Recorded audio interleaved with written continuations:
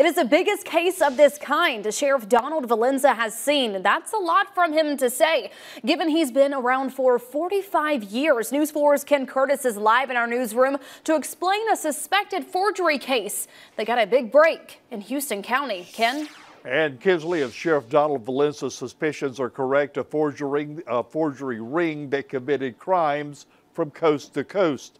One of the suspected leaders, Shaquem Williams, an Atlanta man investigators charged with numerous crimes this month. A burglary arrest led investigators to a Dothan neighborhood and ultimately to Williams. The woman charged in that burglary is his suspected mule, a person they believe he used to cash checks and steal money for him. Williams, investigators believe, provided false identification and forged checks to them.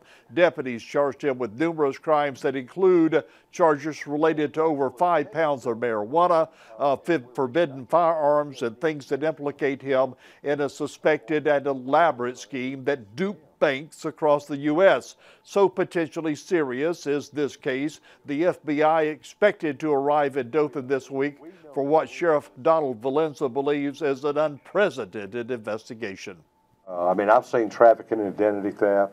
I've seen fraudulent checks. I've seen fraudulent Social Security checks, but nothing of this size, no.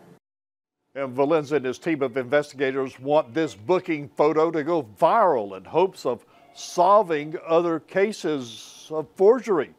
Williams is jailed on bond, without bond, I should say, on about 20 charges tonight. Kinsley, there is a sense that this is just the tip of the iceberg and a national case of deceit.